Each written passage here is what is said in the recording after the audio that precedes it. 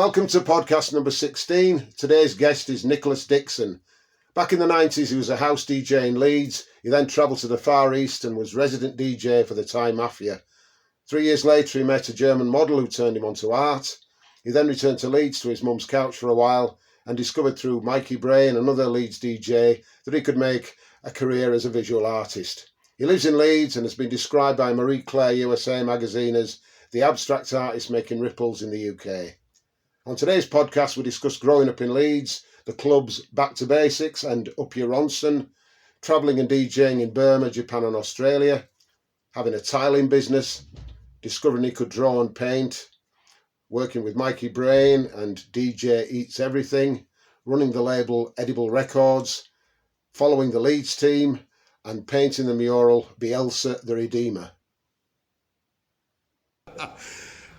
Hello, it's Mik Artistik, and I'm sitting here in the middle of Leeds, opposite the conservatory on the fourth floor, and I can say it is fourth floor with definitely because I've marched all the way up with a dodgy knee. Me and Nicolas Dixon here, who's an artist and entrepreneur and DJ, and he's basically, what's he like? He likes a full English on a Sunday morning in Farsley. I can't remember the last time I saw him, but anyway, it's his birthday today, so I'm going to just wish him happy birthday. Happy birthday, Nicolas. Thank you, Mick, and a lovely introduction. Not so much the DJing anymore; it's just more of a hobby. But yeah, all the rest of it's correct, especially the full English. Yeah, well, I just came across you recently. And I'd never heard of you. Yeah. And I've just I've been sort of looking back on some notes, of doing a mini bit of research, not very much, but it seems like you've been a Leeds head for a long time, and you've ploughed similar sort of paths as me. Absolutely, yeah. And it's really fascinating that you can miss these mavericks in your life. Absolutely. They can be next door to you, and I'm just sitting there and I'm kind of looking at your room here, and you just showed me a music setup here, a DJ console, booth, whatever, and it looks amazing. It's got covered in. There's an eye here, a little red eye, and there's a lot of strange kind of abstract shapes, and there is a kind of a. I can smell a little bit of Keith Haring. Yeah, a lot of people have said that. Yeah. But I don't know too much about graffiti and stuff. I look at stuff, and there's a little dinosaur down the canal. You go down the canal from Armley to Leeds, and I always passed this little dinosaur, and I fell in love with it. It was very badly drawn, and it had like buck teeth and glasses, and it was a dinosaur. And I took a picture of it, and I had it as my profile picture for a few years. But every time I come up, and now there's always been some developments, some visual developments. Yeah, absolutely. Well, it changes every week, doesn't it, down there?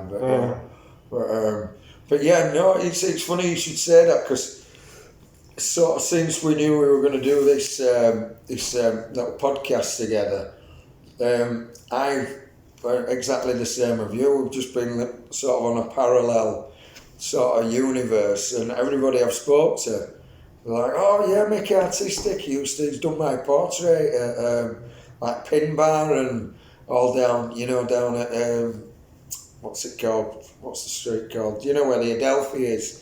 Down there.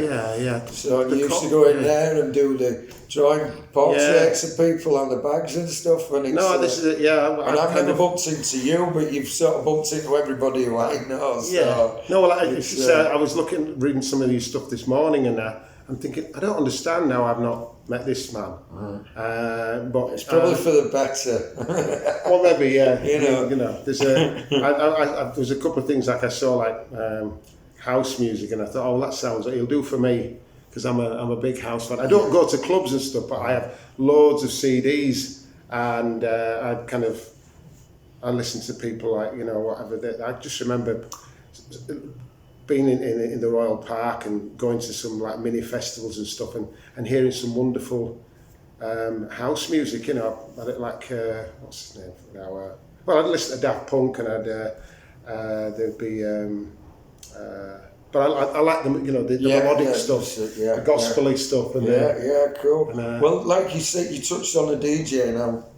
And he started off sort of as a DJ in excuse me, sort of late 80s, early 90s when all the rave scene kicked off. Yeah. And I was in the warehouse and down at Shelley's and over to all over the place, and got a pair of decks back in the day. And studied music technology. You were at Leeds College of Music, weren't you? Leeds College of Music. Did the first music technology course of its type at that time. They weren't even in London at that moment, so it started off in Leeds, which was a bit funny at the time. Well, it wasn't really, because there was a big sort of, the house scene was massive in Leeds with Back to Basics and Dave Beer. And Dave Beer was a really good friend of mine. Yeah. Johnny, I know him. Yeah. you can't miss Dave. There's no parallel here. Right.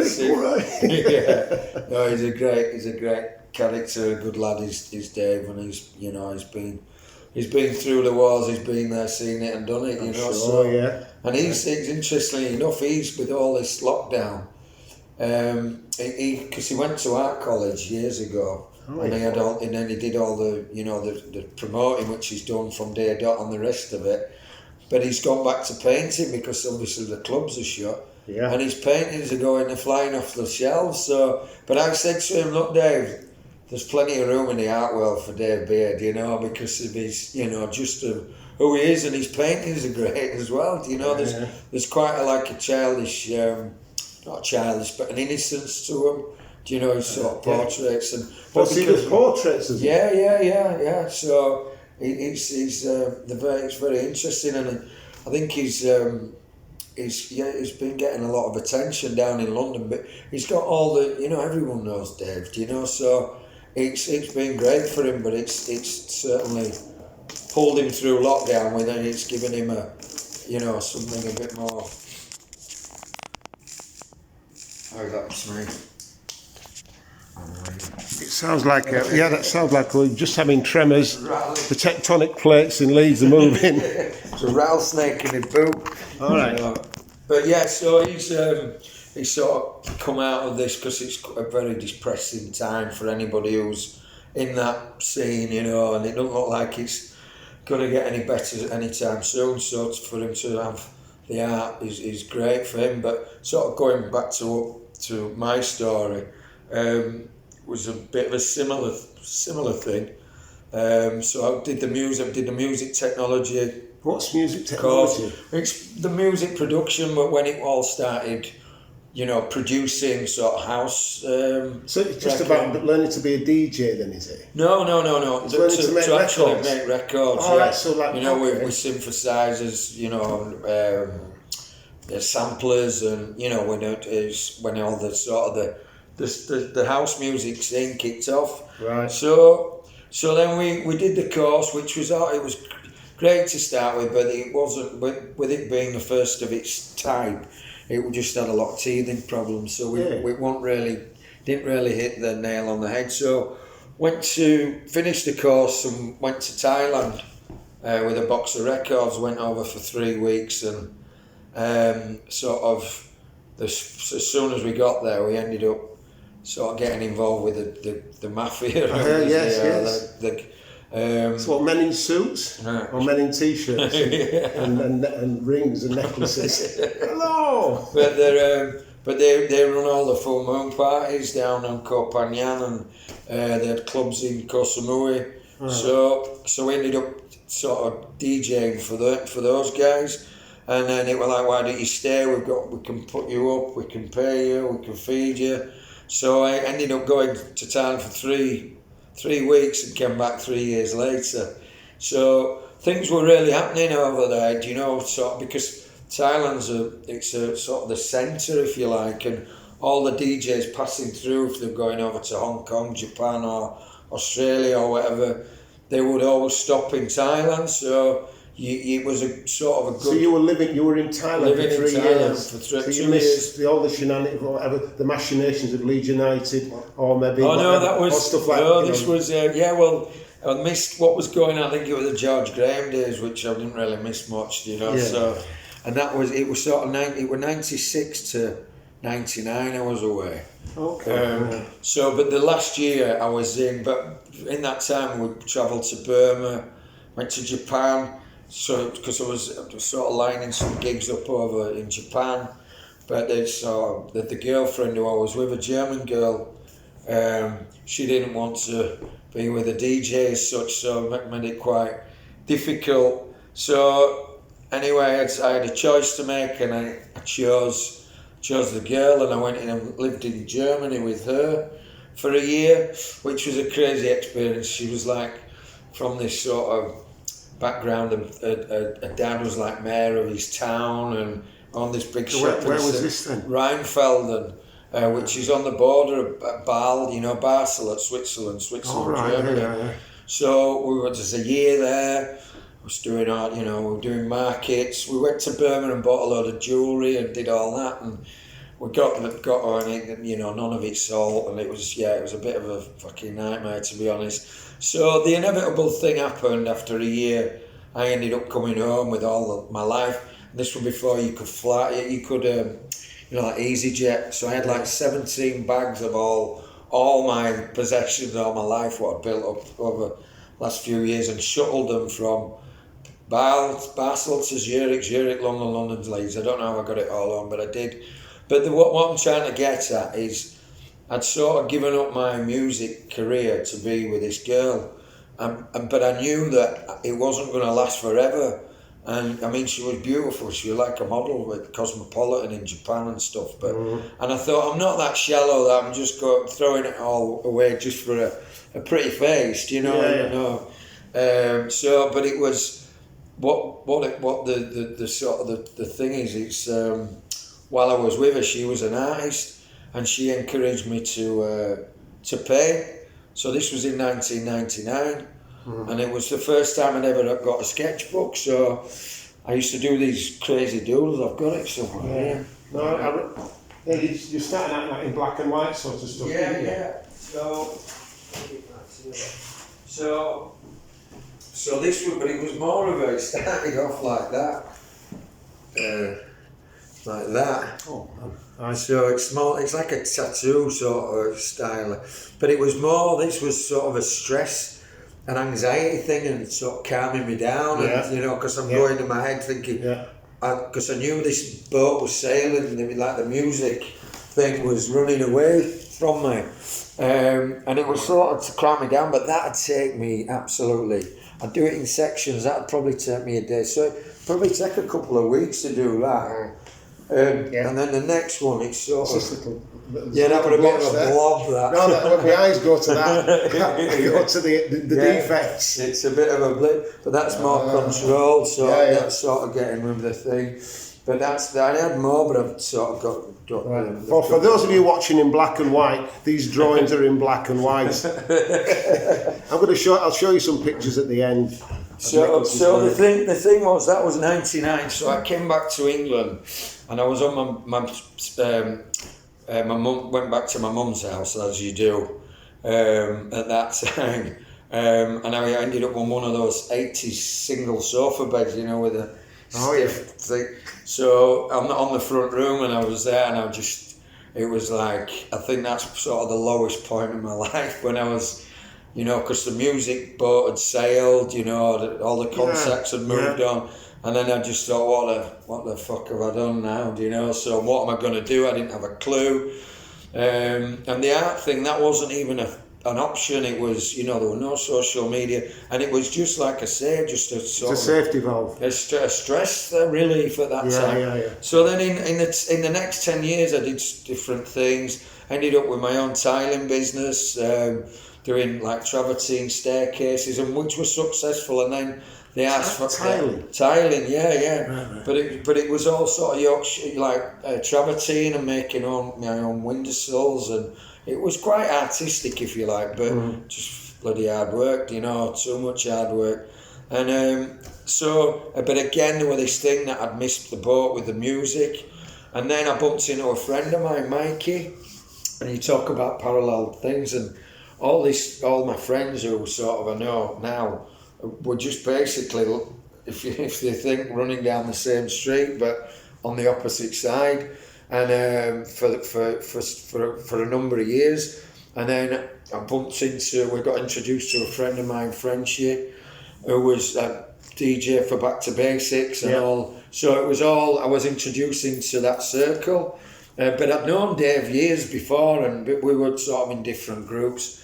I was hanging around with a load of wrong-uns when I was sort of a young kid and what have you. And, you know, we all do things when we're kids growing up and what have you. So, but so were you brought up in Leeds then? I was born in Whitcurk, moved to Horsforth, grew up in Pudsey and mainly Bramley, and then I lived in Seacroft, Middleton, Moortown, everywhere, been everywhere. So there's not many corners that I've not been squatting or, you know, been seen in. So, but then Mikey, who was an artist in his own right, quite an established artist from Birmingham, but he was living in Leeds. So I showed him the sketches just so that he's there, and he was like, bloody hell, mate, why didn't you show me these before? He went, you know, they're amazing. So the very next day we collaborated, did a first canvas that I'd never painted on canvas before. Right. And within sort of 6 weeks. So what were you using? What kind of brush did you use? It was, just normal sort of flat brushes for like acrylics and so have you used brushes before, or was it always? No, you've just always been a pen before. More like pens, you know, like the sort of architect pens. Like those, like them drawings you showed me, the pen and ink drawings. Those are just straight off the back. There's no like lining up and pencil preparation. It's all just off the ink, like what you. Yeah, the same. I'm addicted to ink. Like this is it. It's basically straight into the main line. There's no preparation. You just have to hit. Well, these are all the same. All that's the same. Yeah. You know, apart from sort of the geometric shapes will be set out beforehand, but everything else, it just flows from my mind. You know, it's all, I don't even know what I'm going to paint sometimes. So getting back to with the Mikey, so we did 15 paintings in 6 weeks. And you know Stinky's Pig House, don't you? I do, yeah. I've never been in it. Right, I always pass it. Oh, Stinky's Pig House. It'd have been your kind of place, Mick, I tell you. But so there was a night on a Circo Loco night, which was an Ibiza night, and friends of ours were promoters who were doing it, and everyone was sort of, wow, where's this painting come from? You know, they were as shocked as I was. So we did like a pre-party art sort of, you know, exhibition beforehand. So these 15 paintings, bear in mind I'd only been painting 6 weeks. We sold 6 of them, but we had the tuxedos on and the cravats, and it was my birthday actually. How mental is that? 2010. So it's exactly 10 years today that we did. Fucking hell, I've only just thought of that. And you were painting. The exhibition was tonight, 10 years ago. Wow. And I always remember sitting with Mikey, my mate. Everybody had gone and we were upstairs, and the penny dropped, and it was like, that's why I did all that. That's why I went on that journey with Claudia, she was called, you know, the girl, and I went through that, and all the 10 years that I was like, what am I doing? What have I done with myself? I was basically doing this in my mind, painting these shapes, because once I started, it was like I'd never not done it, you know. So it's just a case of turning on another tap. Switch. There's another tap comes out, and you're leading one sort of life. You're doing whatever it is. I mean, I was doing drawings and stuff, pen and ink drawings for years, and gradually I got a bit tired, and then the next thing I ended up being divorced or separate from my wife. And I had to sort of reevaluate it. And I ended up in a club one night, a pub called The Grove, and there was a band on stage, and they were fairly pants, and so I started to heckle them. And the next thing, I got invited to go up on stage, and I got up and I just started to talk about smoking and pinball, Wow. the joys of smoking and pinball, Yeah. and I thought I was having a breakdown. Oh. I sat there, I thought, this Like is it. I our cannot. body shot. I'm thinking, what am I doing? What is this? It's not funny. What is All this? these people looking at So, me. and it was dead quiet, and I'm just rambling on about, you're just like, we're up there. So it's like early spoken word. Whatever. I had no idea what it was, because I thought, I can't play guitar. But the next thing I found, I stopped, and then everybody cheered, and then somebody came up and said, "And where are you playing next?" Yeah. So that was like my. Yeah. So the thing is, you suddenly find yourself It's fully like a fit. rebirth, isn't it? Yeah, it is. Yeah, it's like you shed a skin. Yeah. Wow. So you've been sort of before doing, like your joins and what have you, but what you must have been, did you have any sort of background with art or the music, yeah. Music sort of from... Yeah, no, I went to Bradford Art College for 4 years. Right, yeah. But that from school? No, I went out, I did I worked for insurance companies and stuff. I worked for an oil company. I worked for a printers first of all, because I thought that's kind of got a foot in art. Yeah. I nearly went down. Flexographic printing, that's what it was. And I was making, we're doing sort of wrapping paper for flowers for florists. And I had 6 months of that, and I was just carrying printing rollers and was coming home covered in ink. And I was basically just a dog's body for 6 months. I thought, I'm not learning, this is awful. So I left. And then I got a job in an office. I thought, I'll be in an office because that's tidy and I can wear a suit and look civilised. And I worked for an insurance company. And I did 3 or 4, and I kept getting sacked because I was drawing on the invoices and stuff and just going out of my mind. I thought, and then I ended up, my mates kept bullying me, saying, go to art college. And I'm going, I'm no good. Why would I go to art college? Yeah. I'm just, I said, no, that's all you do. You just draw. So I went to art college. Yeah. And what did you study? I studied film, theatre and TV. Right. And I had no idea I wouldn't know, and I'm the least technical person in the world, but I didn't have the bollocks, I didn't have the courage I didn't think I was any good, so I went on a theatre course. I thought, I'll be an actor. And I went on this, but the thing is, I spent my time at home just doing these pen and ink drawings. I thought, at the end we had the big show at the end, I thought, I'm going to get kicked off the course when they see what I've got. I haven't done any videos, I haven't done anything, no puppetry, no mime or anything. I've just got these pen and ink drawings. So I turned up with these drawings, and I had no frames or anything, just stuck them on the wall, and somebody said, can I have that drawing? I'll give you my coat, I'll give you 40 quid for that. And I went, this is back in 1976. I went, hey, I thought they were just taking the piss. Yeah. And the next thing I sold half, people saying, I'll have that. And the tutor said, I'm going to get you a show. Your work is like, George Gross, it's really very powerful. And I had no idea who George Gross was, but so that I had a bit of that, and then I came out and worked on the buildings then. I didn't really have any sort of battle plan. I'd like to go, I like punk music, I like to go to clubs, I like to dance, I like to draw, but I couldn't sort of fashion that into sort of I couldn't equate that with, how you sort of pay the rent.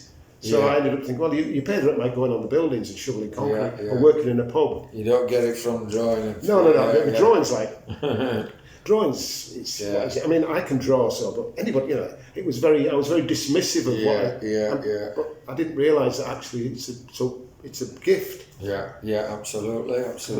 Well, it sounds very sort of similar, a thing, and sort of how we sort of fell into it, if you like, isn't it?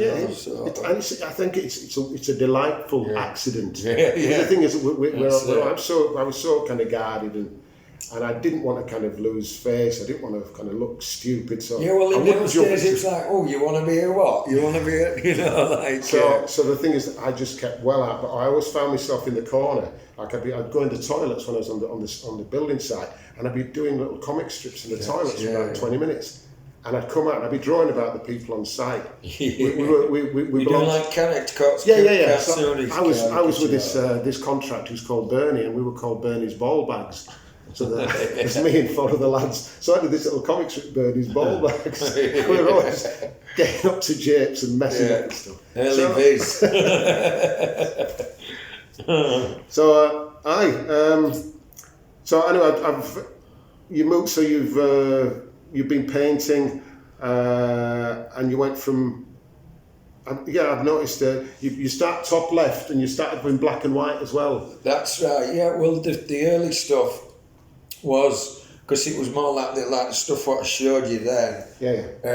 But on a sort of because when I was doing stuff with Mikey, he'd do sort of a figurative. He'd do more like figurative stuff, but in a quite abstract thing, and then I'd fill in the sort of the crazy sort of stuff, like these abstract characters what he'd draw, and then I'd sort of fill it in with sort of that kind of the black and white stuff, and then as I started working on my own, it was more like the stuff on there, if you see like the black and white stuff there, but it's got colour in it. But the still sort of, I call it the line, it's not line painting, but but it's sort of, the more confident I was getting, the less I needed to do. Because when it was really tight, I thought, I was like, I need to get as much, quite anal. I need to get as much as I can into it, because I felt like I wasn't good enough, do you know what I mean, to do. So but you got bold and you got bigger. Yeah, it got bigger, and it's like, and that's sort of been the progression, and then building up to sort of, then I started using colour, and then the colour shapes were, started off smaller, but now when I was doing like walls outside, the shapes can be as big as sort of life size, if you call it, so, and then putting detail into them, so it's sort of grown with me. I was looking at there's the big Bielsa down in Workley there, and it's a wonderful piece of work, and it's witty, and it's cool, but it's mammoth, and I can remember starting off on bits of maybe A5 pieces of paper, and then working up to A3 pieces of paper, and then buying a canvas and going on it. I'm thinking, I've got a canvas, and it's like a half an inch deep. It's half an inch deep, and there it is. So there's no messing about with this. It has to be right. Were you nervous before? I was nervous. You've got a canvas. Like the butterflies and all that. But I do remember getting I went to Netto, and they were doing like some special offer canvases in Netto, and what there was, it was one of these that had like a Vincent van Gogh print on it, and you painted it in. It's like this Vincent van Gogh print, and I took it home. I bought some paints as well, and there was a competition, a Channel 4 competition called Self Portrait UK back in about 2003, and so I brought this canvas home and put it down. I thought, with myself. Started off, I thought I'll make the background flesh, and then I'll make myself. And then I had some glitter and stuff, and I was messing with toothpaste and all sorts. And I just painted this thing, and I had a really good time. And I sent off this sort of like A4 towards A3 canvas, and then like a month later, they came back and said, "Oh, we've accepted your painting. It's going into." Wow! Went to the National Portrait Gallery, toured all the galleries with my painting, and I was stunned because it didn't feel like I'd kind of worked very hard. I just felt I'd had enormous fun with this. I was using Christmas glitter, and I was I had bits of this, that, and the other, and it just felt like something cheeky because I used bits of felt tip, and when I was at art college, I used to use biro, and people always saying, "Oh, you should get some nice pens, rotring pens. Get some Caran d'Ache, get some gouache." I had no idea what this stuff was, and I stepped away on the Bics. I was on the Bics and the felt tips, and that's the fact that I've made a living doing 30 years on paper bags. I like the idea of a paper bag because it's basically it's an insult to art. Yeah. People say, why do you do it on some nice paper? Why did you draw on a paper bag? Well, I said, I like bags, and I did. There's something cheeky about a bag. And when I saw my first paper bag, I hopped and skipped out of the pub. So I thought, I've sold somebody a paper bag. Exactly. And it was such a weave. That's it is a. So the thing is, it's almost like it doesn't really matter how good you are. It's the fact that you kind of get away with something, and it's like a cosmic joke. I think, why? And the next thing I'm doing it for 30 years, and I became like official, and like I had exhibitions of the paper bags, but I didn't really want that. Where have you done the exhibition? No, I had I've had exhibitions in the art gallery in Leeds. I've had stuff. The main one, I had not of paper bags, just of paintings. I had stuff down at the West Yorkshire Playhouse. I've had shows, solo shows in down in Stroud. Keith Allen sorted me out. He's bought one of my paintings. A fellow called Sean Conway, he's from Batley, and he's done a thing called Donovan, the TV. It's on Netflix, I think. It's called Donovan. HBO. And he's from Batley, but he bought one of my paintings. People. There's a fellow called Hunter Smith who used to run Jumbo Records. He bought a painting of mine. But I've had stuff. And then I had a show of paper bags in a barber shop in London. On the Grazing Road. This guy said, I love your work and I'd like to put it in my barbers. So we put a load of MFI boards, whatever they are. And we hung these massive sort of frames with about 7 or 8 paper bags, which are like 14 by 11, in the barber shop. So they were kind of dangling here and there. And I also used to do little paper bag books. I'd get a paper bag and I'd fold it, get a pair of scissors and just cut it, and I'd have like a little flip. Then I'd just write a title today's book will be Plug. So I'd write the word plug, and then I think, I'm going to do a story about plug. So I don't know, or death is coming, or whatever. And so I had loads of these little paper bag books as well, and I'd give people clothes pegs as well as my business card, a contact peg. Name on my peg, and say, there's my contact peg. Don't hesitate. So I had a show, and the Guardian did a feature on it, and the Observer, and I had lots of people came to John Shuttleworth and Alexis Sale and Zodiac. And Arthur Smith,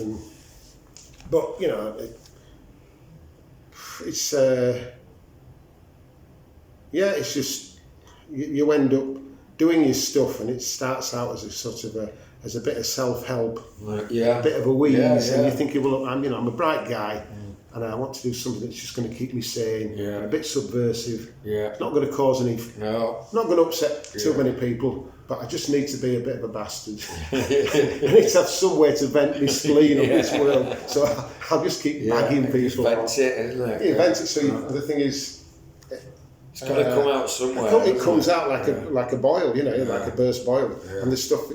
Basically, usually all the pain and suffering you get, and all the kind of knockbacks and insults and stuff, you take them on the chin, and then you channel them into a positive thing, and then you get it out. And it comes back tenfold, then, doesn't it? In a positive way. Of course it is, because people recognise that. They say, God, that little, like now I do my songs. I've got a song,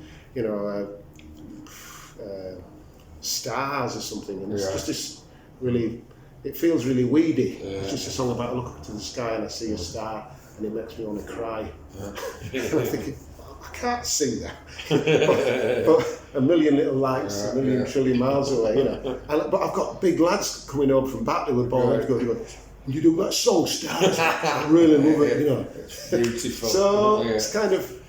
But everybody loves that sincerity, and when people open their heart up, I think that's people like the vulnerability of it. And I think we're getting more in an age now where you are getting big guys who are opening up and getting in touch with the sort of, that side what we've not necessarily been brought up to show. Just being tough. I mean, it's a tough thing to sort of say, like, what's his name, that cricketer, Andrew... Flintoff. He's got bulimia. It's like, bloody hell.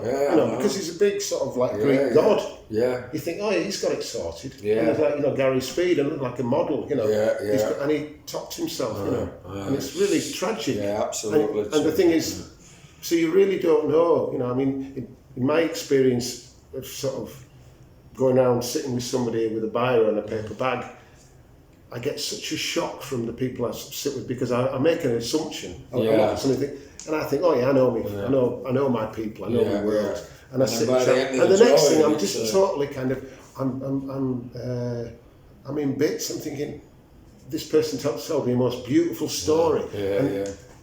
But from the outside, you think there's nothing on it. I'm not going to walk with anything good from this person.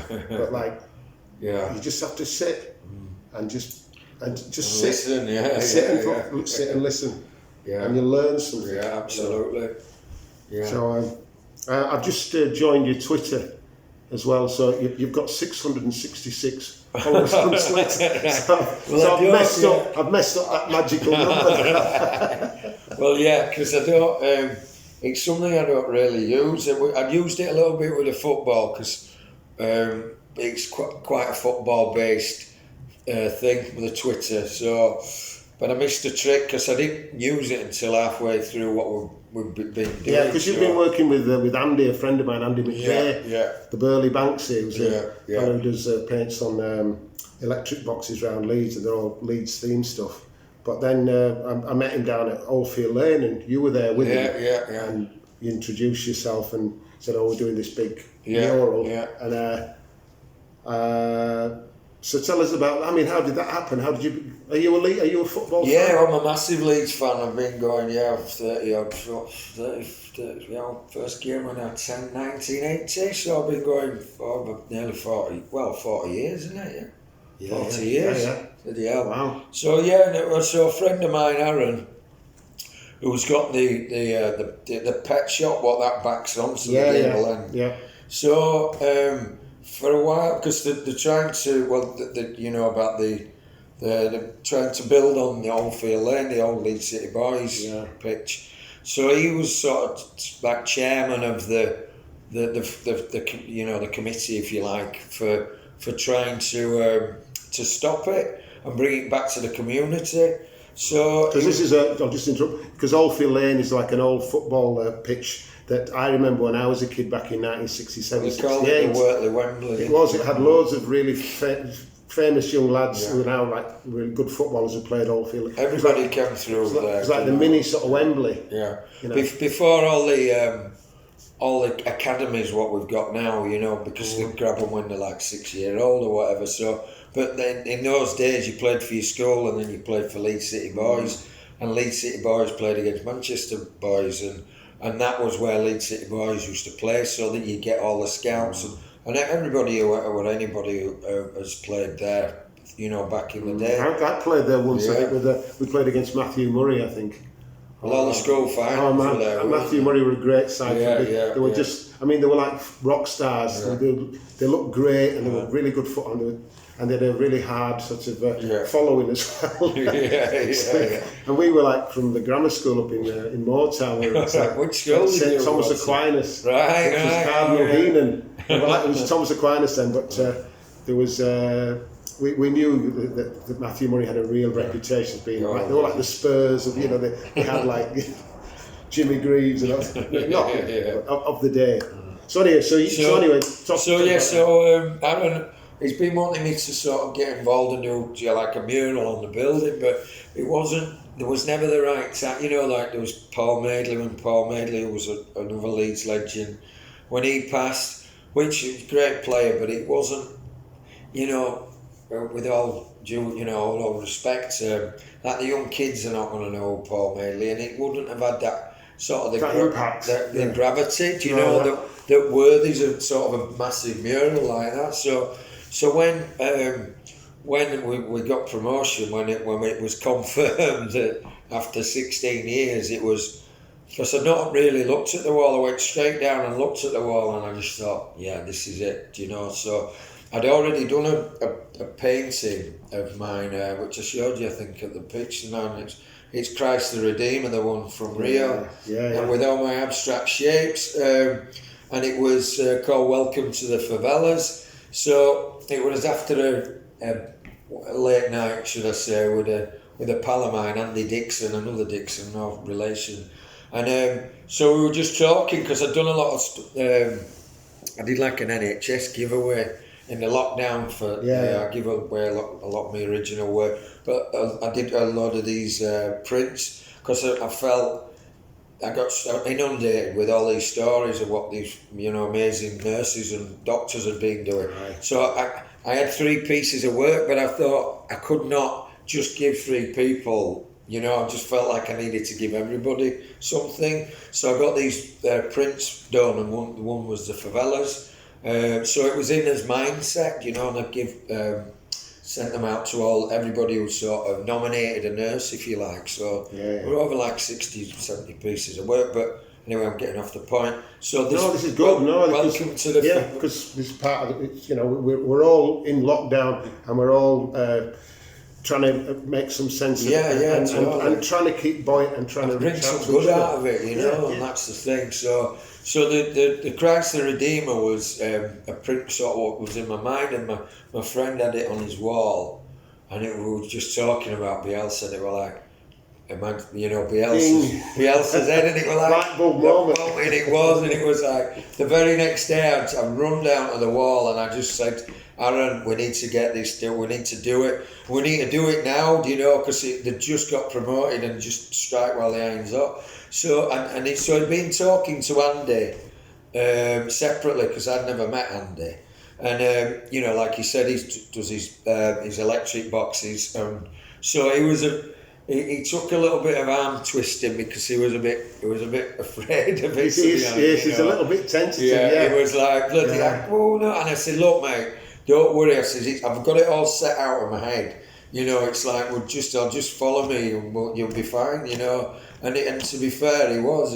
So when you do like a big piece like that, which is about sort of 25, 30 foot, whatever. Yeah. Do you normally work on your own, or is there normally a team? I always have an assistant with me on that kind of scale, because she'd just be like there. So is that person sort of standing back maybe and kind of going, oh yeah, it's just kind of maybe just as a bit of a perspective helper or something? I mean, it's always good to have another set of eyes, especially how I work as well. We're like you know, it's all sort of from the heart, if you like, and it comes out, and it's spontaneous, and it's and every line is right. When I said that line's right, and I'm not even thinking that. And it goes. And the rest of my life, I did it, and I'm anxious, and I have no idea what's going on with this stuff. I haven't a clue about stuff. When I have a pen, basically, I'm just thinking that's right, fine, and there's a bit of me just marvelling at my kind of confidence, but it's because that's what I'm good at. I think absolutely, no, totally.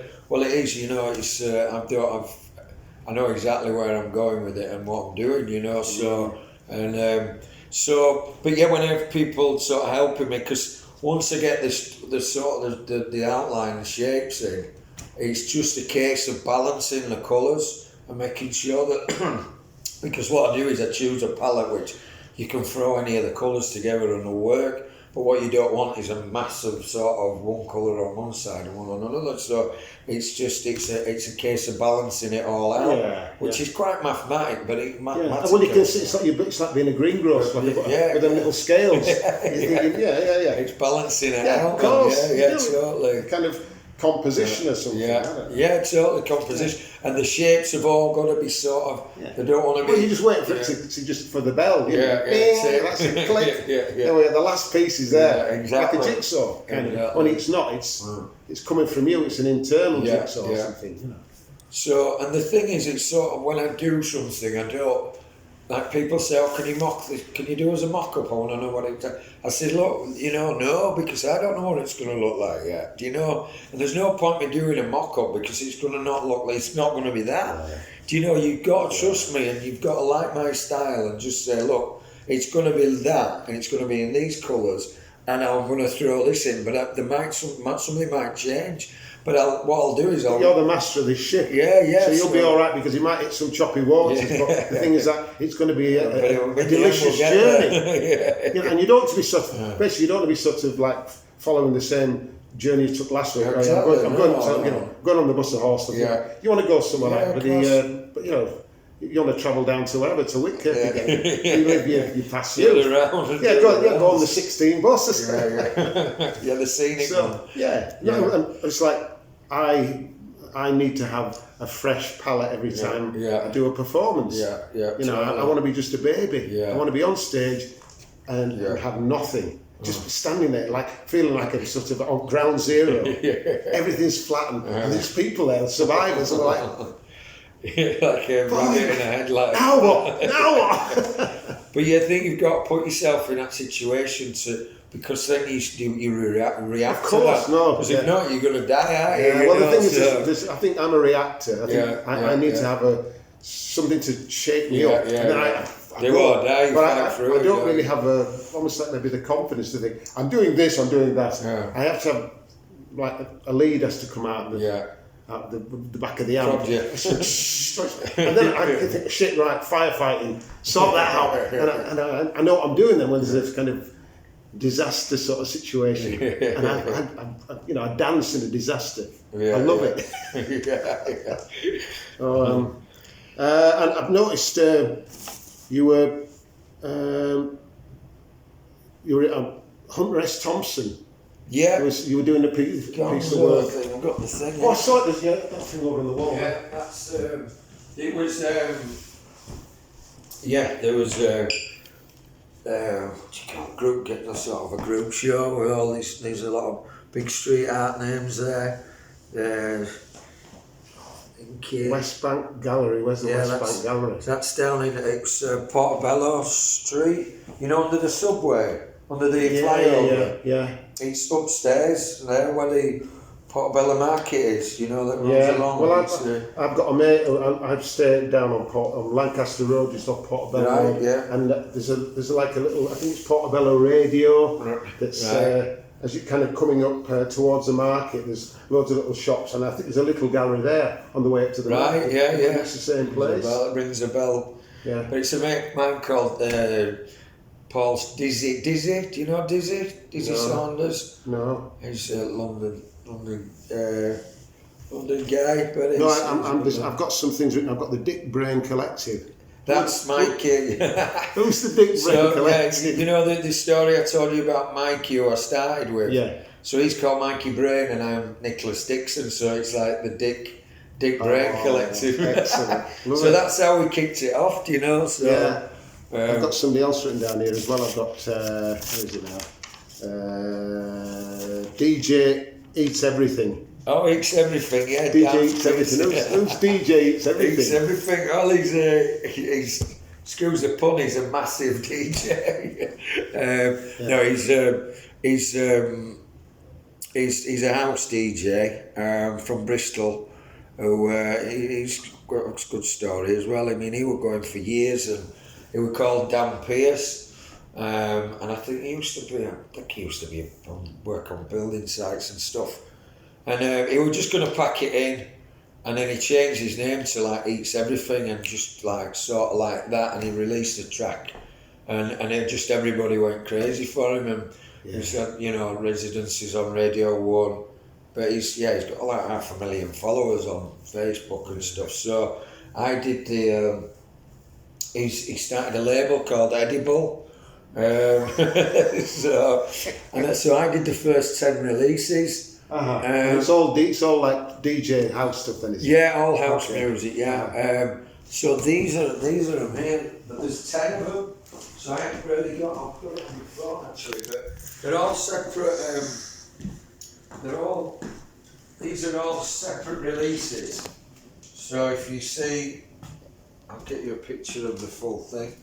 So it started off, that was the first release, so it was... We're just looking at the first canvas here, people. It's a canvas with some black and white images on it.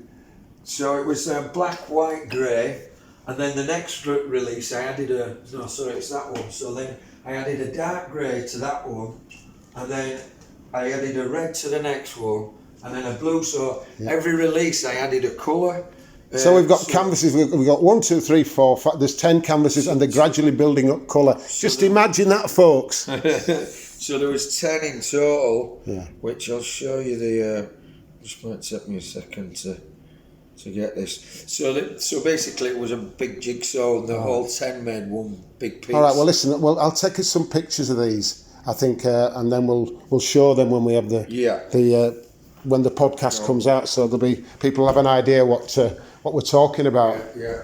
But it's just painting, nothing to see. That's it. So, but it's funny you should say that because I've not done anything with him for sort of about 3 years, and he's just got a new manager. It's Pete Tong's manager, Terry Ferguson.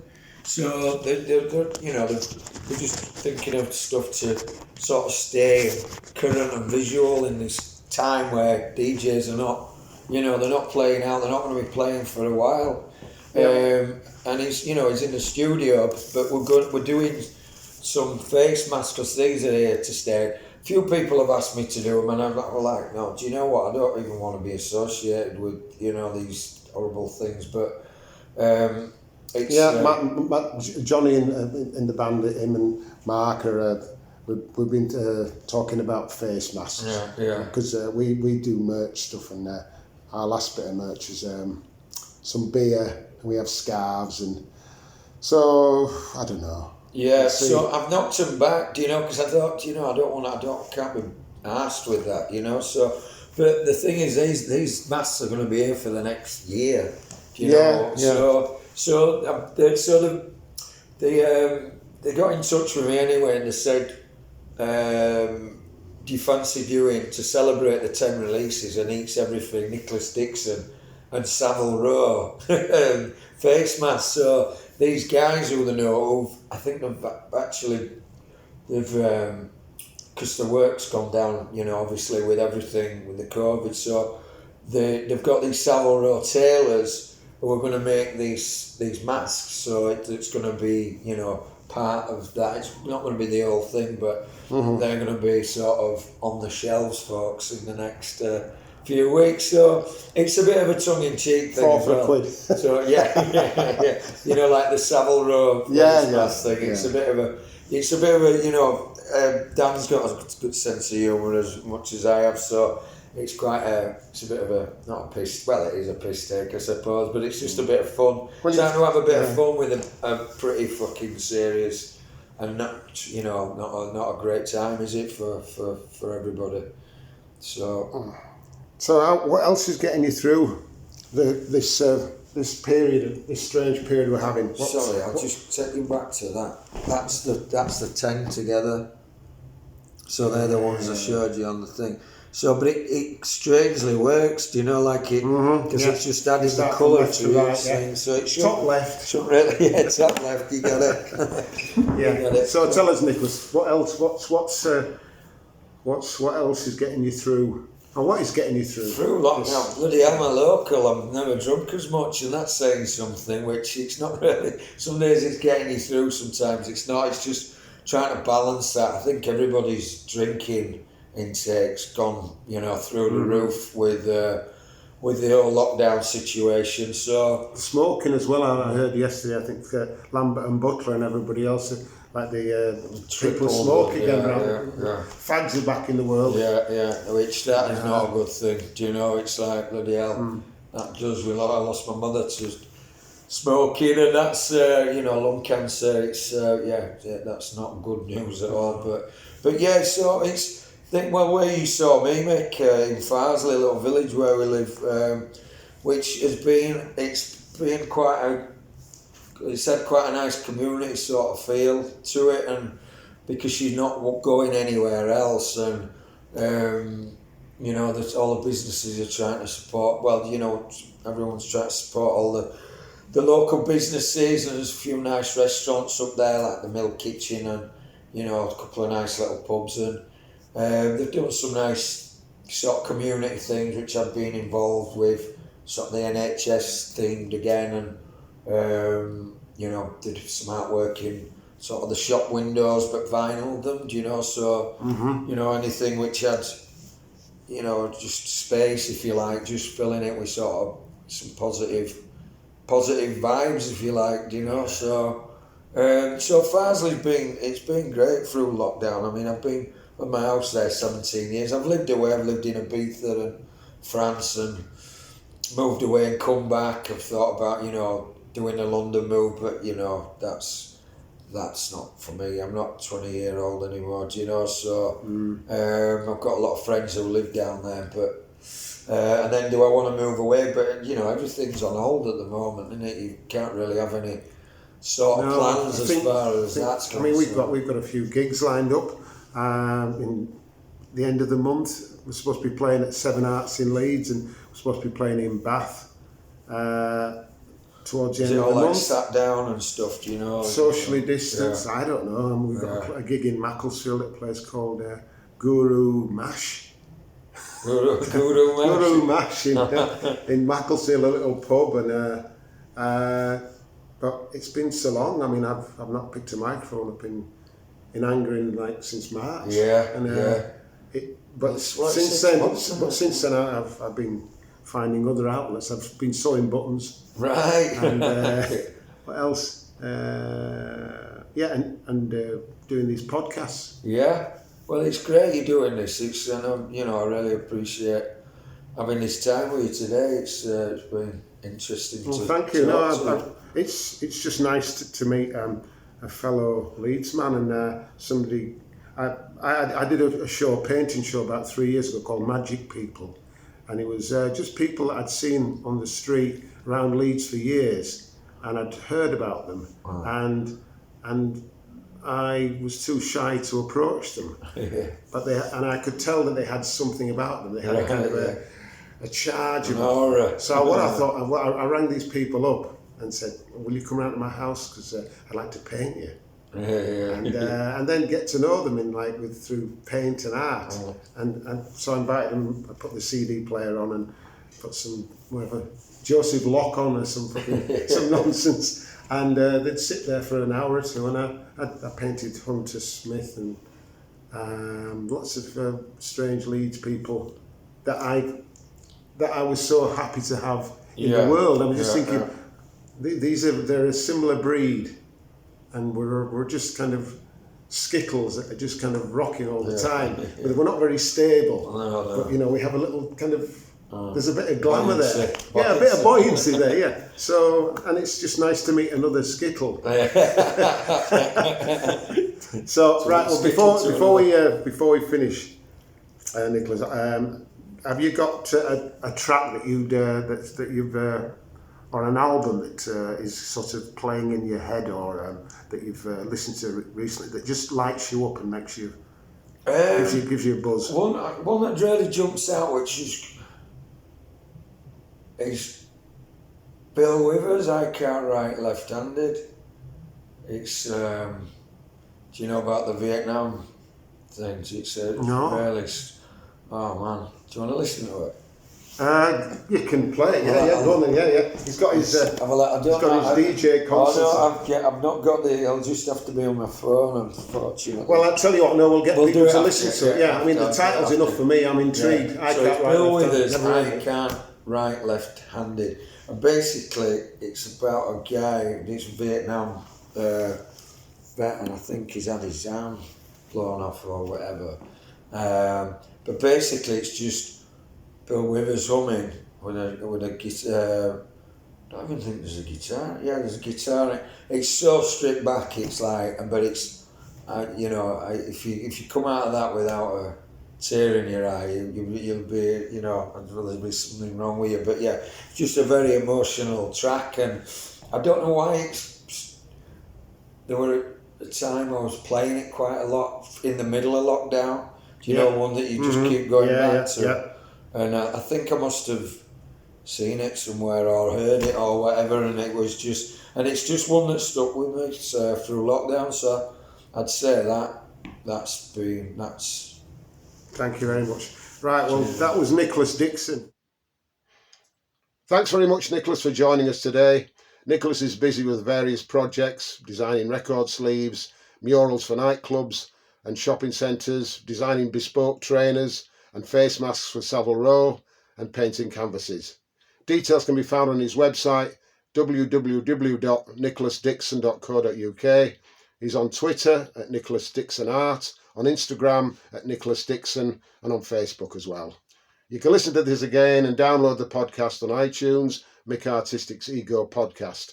Further links can be found on our website, www.mikartistik.com, and if you like what you hear, give us a review on iTunes or Apple Podcasts. Tell your mates, tell your family. We're going to be taking a break for a little while. Me and the band are gigging again, which is wonderful. We've got a big tour starting in October, the A Tour, and details are on our website. We'll be back soon with a second series full of interesting and unusual guests. Thank you all so much for tuning in. I've had a ball and I hope you have too. I want to thank Johnny, Bella and Seb for all their hard work. Take care and we'll chat soon.